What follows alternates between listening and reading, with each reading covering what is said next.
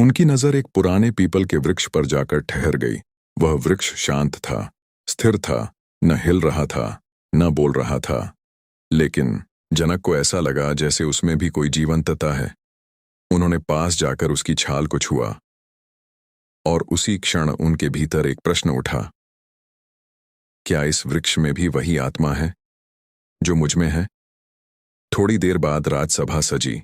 ऋषि, मुनि, विद्वान सभी उपस्थित थे और बीच में बैठे थे अष्टावक्र। जनक ने बिना देर किए प्रश्न पूछा, हे अष्टावक्र, क्या पशु, पक्षी, वृक्ष, इन सब में वही आत्मा है जो मनुष्य में है, या मनुष्य कुछ अलग है? सभा में सन्नाटा छा गया।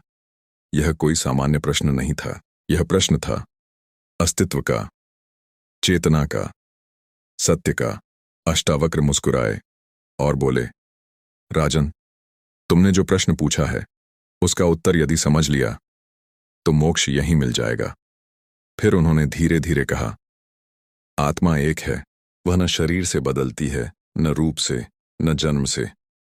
जैसे एक ही सूर्य हजारों जल के पात्रों में अलग अलग दिखता है, वैसे ही एक आत्मा सभी जीवों में अलग अलग दिखाई देती है।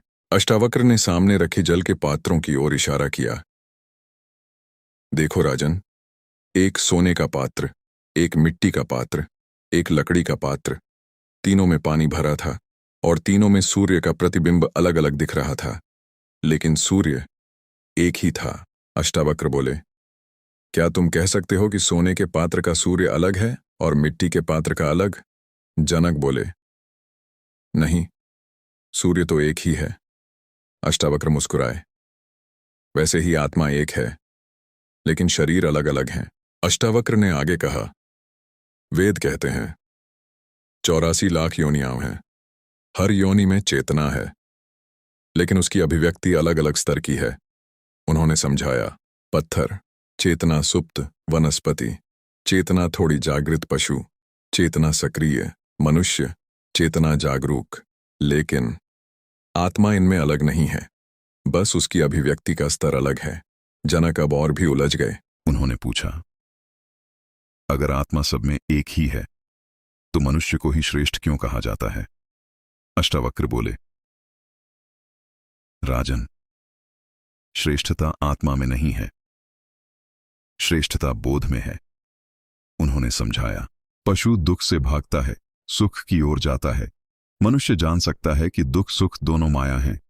यही अंतर है। अष्टावक्र ने कहा, तुम शरीर नहीं हो, तुम मन नहीं हो, तुम वही चेतना हो जो सब में समान है। और फिर एक वाक्य कहा, जो यह देख ले कि सभी में वही एक आत्मा है, वह किसी को छोटा या बड़ा नहीं मानता। सभा समाप्त हुई, लेकिन जनक के भीतर तूफान चल रहा था। वह फिर उसी पीपल के वृक्ष के पास गए। इस बार उन्होंने वृक्ष को अलग नजर से देखा। अब वह वृक्ष वस्तु नहीं था, वह जीव था, वह चेतना था। जनक ने आंखें बंद कीं और पहली बार उन्हें ऐसा लगा, मैं और यह वृक्ष अलग नहीं हैं। लेकिन जनक के भीतर जो प्रश्न जल रहा था वह उससे भी अधिक प्रखर था। क्या सच में वही आत्मा सब में है? सुबह अष्टावक्र से जो सुना था वह केवल ज्ञान था, लेकिन अब जनक उसे अनुभव बनाना चाहते थे। जनक ने अपने रथ को तैयार करवाया और अकेले ही महल से निकल पड़े। मंत्री, सैनिक, किसी को साथ नहीं लिया, क्योंकि यह यात्रा बाहर की नहीं, भीतर की थी। रथ धीरे धीरे मिथिला के बाहर घने वन की ओर बढ़ने लगा। पेड़ ऊंचे होते जा रहे थे, हवा ठंडी होती जा रही थी और वातावरण में एक अजीब सी शांति थी। अचानक रथ रुक गया। जनक ने देखा, एक हिरण जमीन पर पड़ा हुआ था। उसके पैर में गहरा घाव था, शायद किसी शिकारी का तीर लगा था। वह तड़प रहा था। उसकी आंखों में दर्द था, डर था, जीने की इच्छा थी। जनक धीरे धीरे उसके पास गए। उन्होंने हिरण की आंखों में देखा और उसी क्षण कुछ अजीब हुआ। उन्हें ऐसा लगा जैसे वह दर्द उनका अपना दर्द है, जैसे वह तड़प उनके भीतर हो रही है। उन्हें सुबह की बात याद आई। आत्मा सब में एक ही है। जनक के भीतर सवाल उठा, अगर आत्मा एक ही है तो क्या यह पीड़ा भी मेरी ही है? अब तक जनक समझते थे, ज्ञान का मतलब है समझना, तर्क का मतलब है सत्य। लेकिन इस क्षण उनका तर्क टूट रहा था और अनुभव जाग रहा था। उसी समय एक वृद्ध साधु वहां से गुजरे। उन्होंने जनक को देखा और मुस्कुराए। जनक ने उनसे पूछा, क्या इस पशु में भी वही आत्मा है जो मुझ में है? साधु ने सीधा उत्तर नहीं दिया। उन्होंने एक कहानी सुनाई। एक बार समुद्र ने सोचा, मैं लहरों से अलग हूं। लहरें छोटी थीं, कुछ बड़ी थीं, कुछ जल्दी खत्म हो जाती थीं, लेकिन समुद्र विशाल था। समुद्र को लगा, मैं श्रेष्ठ हूं। फिर एक दिन समुद्र ने देखा, हर लहर उसी से बनी है, हर लहर उसी में लौट जाती है। तब उसे समझ आया, मैं और लहरें अलग नहीं हैं। साधु ने कहा, राजन, तुम समुद्र हो और यह हिरण एक लहर। रूप अलग है, लेकिन सार एक है। जनक ने पूछा, लेकिन फिर यह पशु इतना असहाय क्यों है और मनुष्य इतना सक्षम? साधु बोले, अंतर आत्मा में नहीं है, अंतर उपकरण में है। उन्होंने समझाया, शरीर उपकरण, पॉइंट, मन माध्यम, बुद्धि दिशा। पशु का मन सीमित है, मनुष्य का मन विस्तृत है, लेकिन आत्मा इन सबसे परे है। जनक ने फिर से हिरण की ओर देखा। इस बार उन्होंने आंखें बंद कीं और उन्होंने अपने मैं को हटाने की कोशिश की। कुछ क्षण बाद उन्हें लगा, न वह राजा हैं, न वह मनुष्य हैं, न वह अलग हैं। बस एक अनुभूति है, एक चेतना है। अचानक जनक की आंखों से आंसू बहने लगे। यह दया नहीं थी, यह करुणा थी। जनक ने अपने वस्त्र फाड़कर हिरण के घाव पर बांधा, पानी पिलाया और धीरे धीरे उसे सुरक्षित स्थान पर ले गए। लेकिन असली बदलाव बाहर नहीं, भीतर हो रहा था। उसी समय अष्टावक्र वहां प्रकट हुए, जैसे वह सब पहले से जानते हों। उन्होंने कहा, राजन, आज तुमने पहली बार देखा है, ज्ञान सुनने से नहीं आता, अनुभव से आता है। अष्टावक्र बोले, जब तक तुम दूसरों को दूसरा मानते हो, तब तक ज्ञान अधूरा है। जिस दिन तुम सब में खुद को देखोगे, वही दिन जागरण का होगा। सूर्य धीरे धीरे ढल रहा था। आकाश सुनहरे रंग में डूब चुका था। हवा में एक गहरी शांति थी, लेकिन जनक के भीतर एक नया तूफान उठ चुका था। उन्होंने हिरण की पीड़ा देखी, उसमें वही आत्मा महसूस की। पर अब एक और प्रश्न उन्हें भीतर से खींच रहा था। अगर आत्मा सब में एक ही है, तो फिर जन्म, मृत्यु और कर्म का यह खेल क्यों? जनक ने सीधे अष्टावक्र की ओर देखा। हे अष्टावक्र, अगर मैं और वह हिरण एक ही हैं, तो फिर मैं राजा क्यों हूं और वह पीड़ित क्यों? सभा नहीं थी, कोई शोर नहीं था, सिर्फ वन और सत्य का सामना। अष्टावक्र कुछ क्षण मौन रहे, फिर बोले, राजन, तुम प्रश्न सही जगह से पूछ रहे हो, लेकिन अभी उत्तर सुनने के लिए तैयार नहीं हो। जनक ने दृढ़ता से कहा, मैं सत्य जानना चाहता हूं, चाहे वह कितना भी कठोर क्यों ना हो। अष्टावक्र ने जनक से कहा, आंखें बंद करो। जनक ने आंखें बंद कीं और तभी कुछ अजीब हुआ। जनक को लगा जैसे उनका शरीर हल्का हो रहा है, जैसे वे कहीं और जा रहे हैं। और अचानक उनके सामने दृश्य बदल गया। पहला दृश्य, उन्होंने खुद को एक हिरण के रूप में देखा। वही जंगल, वही भय, वही भागना, हर आवाज पर डरना, हर क्षण सतर्क रहना। और फिर एक तीर, वही दर्द।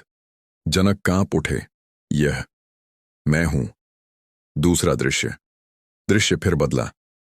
अब वे एक चींटी थे, छोटा सा शरीर, सीमित चेतना, केवल भोजन की खोज, केवल जीवित रहने की चाह। न कोई बड़ा विचार, न कोई मैं कौन हूं का प्रश्न। तीसरा दृश्य, अब वे फिर राजा जनक थे। महल, वैभव, ज्ञान, लेकिन अब सब कुछ अलग लग रहा था। उस अनुभव के बीच अष्टावक्र की आवाज गूंजी, देखा राजन, रूप बदलते हैं, अनुभव बदलते हैं, लेकिन तुम नहीं बदलते। अष्टावक्र ने समझाया, आत्मा न जन्म लेती है न मरती है, लेकिन मन और संस्कार वही जन्म लेते हैं, वही बदलते हैं। कर्म कैसे काम करता है? उन्होंने कहा, हर अनुभव एक छाप छोड़ता है। भय, अगले जन्म में भी भय। इच्छा, अगले जन्म में भी खोज। आसक्ति, फिर से वही बंधन। यही कर्म का चक्र है। अष्टावक्र बोले, तुम खुद को शरीर मान लेते हो, यही सबसे बड़ा भ्रम है। जब तुम हिरण थे, तुमने खुद को हिरण माना। जब तुम चींटी थे, तुमने खुद को चींटी माना, लेकिन तुम कभी बदले ही नहीं। जनक ने आंखें खोल दी। उनकी सांस तेज हो गई थी। उन्होंने कहा, तो क्या मैं हमेशा से यही चेतना हूं? अष्टावक्र बोले, हां, और वही चेतना उस हिरण में भी है। जनक ने पूछा, तो फिर अंतर क्या है? अष्टावक्र बोले, अंतर है अज्ञान और ज्ञान का। हिरण अनुभव करता है, लेकिन समझ नहीं पाता। मनुष्य अनुभव भी करता है, समझ भी सकता है, इसलिए मनुष्य योनि विशेष है। अष्टावक्र ने गहराई से कहा, राजन, तुमने कई जन्म जी लिए, लेकिन अब मौका है इस चक्र से बाहर निकलने का। जब तुम यह जान लोगे कि तुम न शरीर हो न मन, बल्कि केवल साक्षी हो, तब कर्म तुम्हें बांध नहीं पाएंगे। जनक अब शांत थे। पहली बार उन्हें अपने जीवन का भार हल्का लगा, जैसे कोई बोझ उतर गया हो। सब कुछ शांत था, लेकिन जनक के भीतर एक नई जागृति जन्म ले रही थी। उन्होंने अपने पिछले जन्मों की झलक देख ली थी। अब उन्हें समझ आने लगा था, मैं शरीर नहीं हूं। लेकिन तभी एक और गहरा प्रश्न उठ खड़ा हुआ, अगर मैं शरीर नहीं हूं, तो फिर यह पूरा संसार क्या है? जनक ने अष्टावक्र से पूछा, हे अष्टावक्र, अगर सब कुछ एक ही आत्मा है, तो फिर यह भेदभाव, यह अलग अलग रूप, यह संसार क्यों दिखता है? अष्टावक्र मुस्कुराए और बोले, राजन, यह संसार वैसा नहीं है जैसा तुम देखते हो। यह एक माया है। जनक ने तुरंत पूछा, माया? क्या यह सब झूठ है? अष्टावक्र बोले, न पूरी तरह सच, न पूरी तरह झूठ। यह वैसा ही है जैसे स्वप्न। अष्टावक्र ने कहा, राजन, जब तुम स्वप्न देखते हो, तुम दौड़ते हो, डरते हो, हंसते हो। उस समय सब कुछ सच लगता है, लेकिन जैसे ही तुम जागते हो, सब खत्म। अष्टावक्र ने पूछा, बताओ राजन, स्वप्न में जो शरीर था, क्या वह असली था? जनक बोले, नहीं, लेकिन अनुभव तो असली था। अष्टावक्र मुस्कुराए, ठीक वैसे ही यह संसार है। अष्टावक्र ने कहा, आज रात तुम एक प्रयोग करो। जनक अपने महल लौट आए। उन्होंने सब कार्य छोड़ दिए और गहरी नींद में चले गए। रात में जनक ने स्वप्न देखा। वह एक गरीब व्यक्ति हैं, भूखे हैं, दर दर भटक रहे हैं। उन्होंने अपमान सहा, दर्द सहा, और फिर अचानक उनकी नींद खुल गई। जनक उठे, सांस तेज थी। उन्होंने चारों ओर देखा। महल, वैभव, सब मौजूद था। उन्होंने खुद से पूछा, अभी जो मैंने देखा वह क्या था? सुबह होते ही जनक अष्टावक्र के पास पहुंचे। उन्होंने कहा, मैंने रात को एक पूरा जीवन जी लिया, लेकिन वह झूठ था। अष्टावक्र बोले, और जो तुम अभी जी रहे हो, क्या यह भी वैसा ही नहीं हो सकता? उनकी आंखें खुली रह गईं। क्या यह भी स्वप्न है? अष्टावक्र बोले, जब तक तुम शरीर को सच मानते हो, तब तक यह संसार सच लगता है। जैसे ही तुम साक्षी बनते हो, सब स्वप्न जैसा हो जाता है। अष्टावक्र ने समझाया, मन ही संसार बनाता है। जो तुम देखते हो, मन की व्याख्या है। जो तुम अनुभव करते हो, मन की प्रतिक्रिया है। आत्मा केवल देखती है। तुम न स्वप्न हो, न जागृत अवस्था। तुम वह हो जो दोनों को देख रहा है। जनक ने आंखें बंद कीं और इस बार उन्होंने अपने विचारों को भी देखना शुरू किया। विचार आ रहे थे, जा रहे थे, लेकिन वह स्थिर था। अचानक जनक को अनुभव हुआ, मैं न शरीर हूं, न मन हूं, मैं केवल साक्षी हूं। अब जनक समझ गए, संसार असली नहीं है, लेकिन अनुभव होता है। जैसे स्वप्न, डर कम हो गया, आसक्ति कम हो गई, भीतर शांति आने लगी। कुछ दिन बाद अष्टावक्र ने जनक से पूछा, अब कैसा लग रहा है राजन? जनक ने कहा, सब कुछ चल रहा है, लेकिन मैं अछूता हूं। अष्टावक्र बोले, यही मुक्ति है, जब संसार चलता रहे और तुम भीतर स्थिर रहो। मुक्ति का मतलब भागना नहीं है, मुक्ति का मतलब है भीतर से स्वतंत्र होना। अब जनक राजा भी थे और मुक्त भी, कर्म भी कर रहे थे और बंधे नहीं थे। जनक अब हर किसी को देखकर वही आत्मा देखते थे, पशु में, वृक्ष में, मनुष्य में। अब जनक के भीतर कोई भय नहीं था, कोई आसक्ति नहीं थी, कोई मैं नहीं था। अष्टावक्र बोले, जो यह जान ले कि मैं न शरीर हूं, न मन हूं, न संसार हूं, वही मुक्त है। जनक अब न केवल ज्ञानी थे, बल्कि स्थित प्रज्ञ हो चुके थे। अगले दिन जनक फिर उसी पीपल के वृक्ष के पास गए, लेकिन इस बार न कोई प्रश्न था, न कोई खोज, बस मौन। उन्होंने वृक्ष को देखा और मुस्कुराए। तू और मैं एक ही हैं। शुरुआत प्रश्न से हुई थी, अंत मौन में हुआ। आत्मा सब में एक ही है, शरीर और अनुभव अलग हैं। संसार माया है, कर्म मन के स्तर पर होता है। सबसे बड़ा सत्य, तुम वही हो जिसे तुम खोज रहे हो। अगर तुम यह समझ लो, मैं कौन हूं, तो न मृत्यु का डर रहेगा, न जीवन का बोझ, बस शांति।